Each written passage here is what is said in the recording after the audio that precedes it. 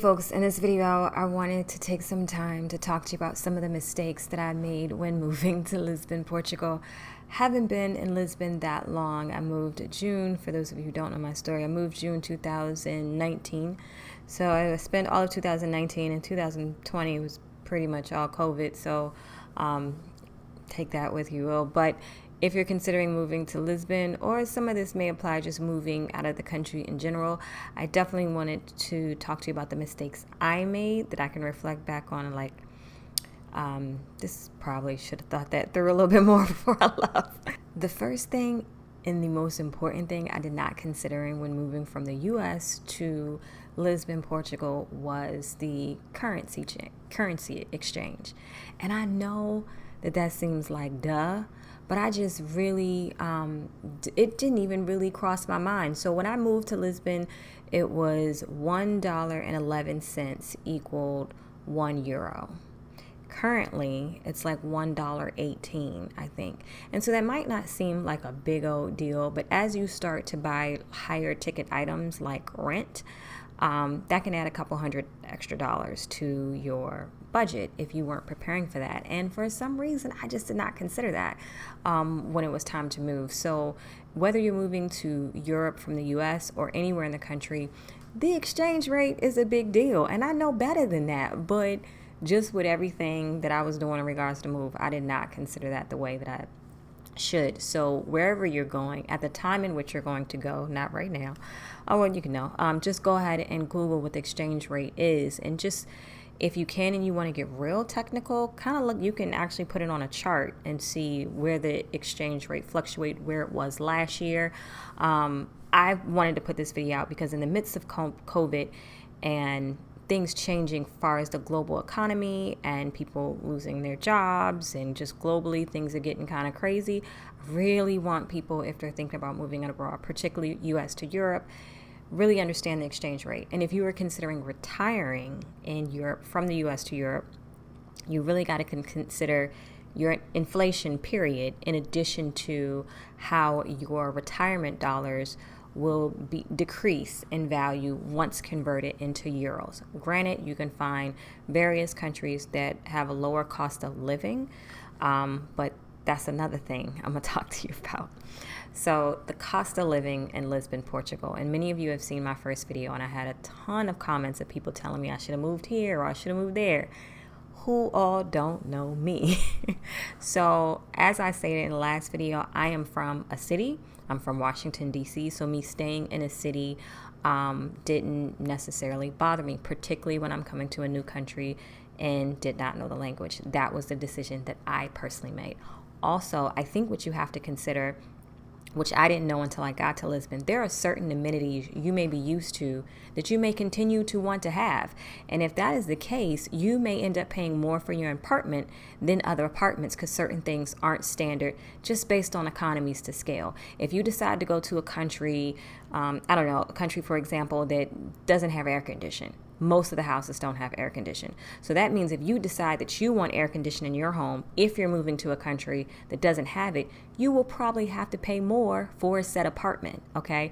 So the interesting thing is that I have certain amenities that I wanted, and based on that, I was willing to pay for it. So when you hear about these various costs of living for Lisbon in particular, or any place, you got to know what they're basing it off of. It's a very random statement, or general statement rather, to say the cost of living for something is this, because that is simply an average. You're not taking into account, or the articles that you read are not taking into account the various amenities or lack of amenities that you may want to have. So a lot of people told me to move out to the country, get away from Lisbon, and in theory, cool. I planned on exploring more of Portugal during the summer, but we kind of see how that worked out. But I went to Cascais. I lived in Cascais probably for 2 weeks. When I first came to Lisbon, I did Lisbon proper first, and then I went to Cascais. And I personally liked being in the city because I was lonely. I didn't know anyone. And so I felt like in Cascais, it was a lot of families, and I didn't have a family. I didn't have many friends, and I just felt incredibly lonely and isolated when I was out there. Now I could probably do it. I have friends, and this was like when I first got there, I was emotional, I was nervous, I was there by myself, I didn't know what I was doing. So that could have heightened the experience of what I had, but that is basically what I experienced. I prefer to be in the city because also I wanted to eat. I wanted to eat in the middle of the night, and places were open. And when I went to Cascais, not the places where I was staying were open, and I was hungry. And the way my stomach is set up, I need to be able to eat when I want to. So, yeah. The other big mistake I made was really not understanding how important community is. So when I left, I did not set up like creating meeting people or getting on all the expat forums. Again, if you're interested in any country, just go on Facebook, find expat forums. I didn't do that so much because I was so worried that I would get so caught up in the expat life that I wouldn't engage with the culture of the country, and I didn't want to become dependent on my expat community of friends. So I just really didn't make much effort to find friends of expats or develop that community before I left, so that when I got to Portugal, I was pretty clueless. I think I met like one or two people that were visiting that I knew ahead of time, and prior to that, yeah, I think that was it. So I did feel incredibly lonely my first 2 weeks to 3 weeks there, and I was emotional and I was sad and I was wondering, did I do the wrong thing? A lot of things were going, because community is important, even if you're an introvert, because I'm an introvert. So I just figured, when I'm in DC, I could stay in a house for weeks and not be bothered. So I could do that in another country. What? I did not really think that through or realize how much that was a big deal. So I would suggest, if you haven't left the States and you plan on leaving the States, regardless if you're going to Lisbon or wherever, try to establish some form of community and try not to be weird about it. You know what I mean? Like, just if you're in the forums, find the rhythm, see what people are saying, and then, maybe introduce yourself or go out for coffee. I don't know, but understand that people have lives and stuff to do, so don't take anything personal, but just try to be genuine and as less creepy as possible. One of the things about Lisbon, Portugal is the jobs, or lack thereof. A lot of people have been reaching out to me saying that they want to move, but they can't find a job there, or they don't know what to do for work. Understand this, whether it's Lisbon, Portugal, or any other country, you really got to look at the economy at these countries. Some of them maybe have a cost of living that's low, but it might be low for a reason. If it's low because the job market is horrible and you need a job, you might want to reconsider what country you go to. Now, I have a company and I'm used to kind of working independently, so that worked for me personally.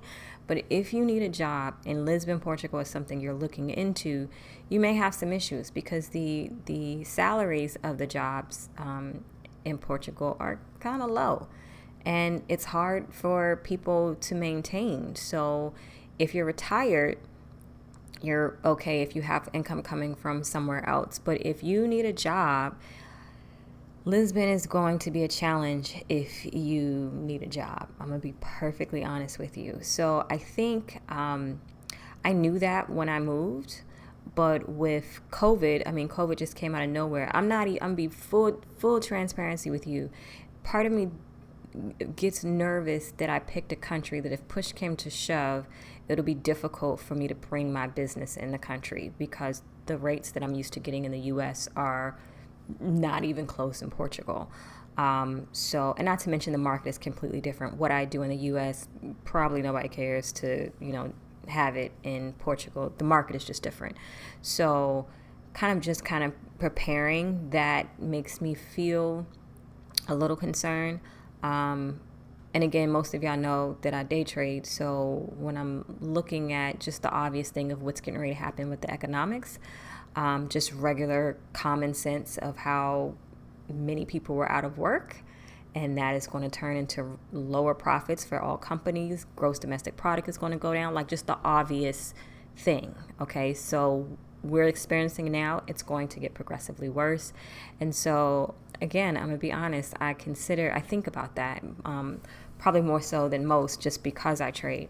So yeah, that was something that I didn't really consider when I moved. And it was hard to know that COVID was going to happen. I mean, no one knew that, or some people may, I don't know.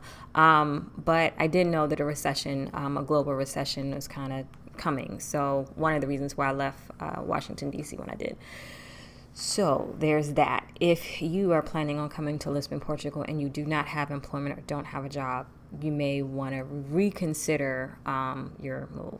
Now, again, as I stated, I haven't been living in Portugal that long, and I'm sure some other things will come up. That's just the top things that were kind of in my head, and especially from the feedback that I've been getting from you guys in regards to wanting to move. I did want to, just get on here and be transparent with you and let you know some of the things I struggled with, and hopefully you won't have to struggle with it, or you'll make a far more educated decision than I did. And don't get it wrong, I love Portugal. I hope to be there for a while. But I feel like in this moving abroad world, there's so many things that are kind of glamorized that I just really want to be transparent and tell you, like, it's not that everything is great. I don't know if you go somewhere and then everything is perfect, but things are different and I'm enjoying it. So I just want people to kind of be aware, I hope that's helpful. Till next time.